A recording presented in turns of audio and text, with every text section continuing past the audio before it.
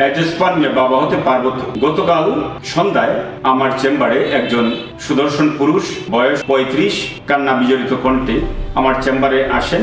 আমি বললাম, বসেন, আপনার কি হয়েছে? বলে যে ডাক্তারবাবু রিপোর্টটা দেখেন। আমি রিপোর্ট নিয়ে দেখলাম ওনার রিপোর্টে অ্যাজোস্পার্মিয়া। তখন আমি বললাম যে এই রিপোর্টটা কয়বার করেছেন আপনি? বলে যা আমি 3 বার করেছি, 3 মাসে 3 বার করেছি, 3টা রিপোর্টে অ্যাজোস্পার্মিয়া। যে অ্যাজোস্পার্মিয়া মানে আপনার সর্বনাশ হয়ে গেছে তা না। আমি ওনার হিস্ট্রি নিলাম, তারপরে এক্সামিনেশন করলাম, করার পরে দেখলাম এভরিথিং ওকে। ওনার টেস্টিকুলার ভলিউম ভালো, ওনার ইপিডিডাইমিস ওকে। আমি তারপরে ওনাকে বললাম যে আপনার কিছু টেস্ট করতে হবে।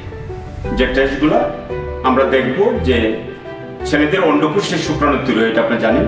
অন্ডকোষ থেকে শুক্রাণুগুলা ইপিডিডাইমিস হয়ে ভাস ডিফারেন্সের মাধ্যমে ইজাকুলেশনের সময় শুক্রাণুগুলো বাইরে আসে। তো আমি বললাম যে আমি পাররেক্টাল সোনোগ্রাফি করাবো এবং কিছু হরমোন টেস্ট করবো। করার পরে আমি দেখব যে আপনার অন্ডকোষটা ফাংশনিং কিনা। যদি অন্ডকোষ ফাংশন হয়, আমরা শুক্রাণু না পাই, তাহলে আমরা ধরে নিব যে ওনার কোনো অবস্ট্রাকশন কোথাও আছে। যদি অবস্ট্রাকটিভ হয় এবং এটা সার্জিক্যালি কারেকশন করা যায়, আমরা সার্জারি করব, নতুবা আমরা টেসা ইক্সি পদ্ধতিতে আইভিএফ করব।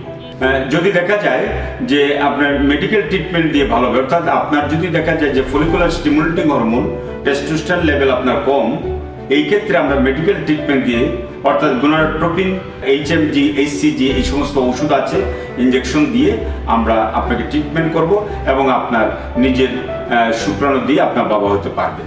অতএব কোনো চিন্তা করবেন না, আপনি আপনার চলার পথ সুন্দর সুগম হোক এই আশা করি।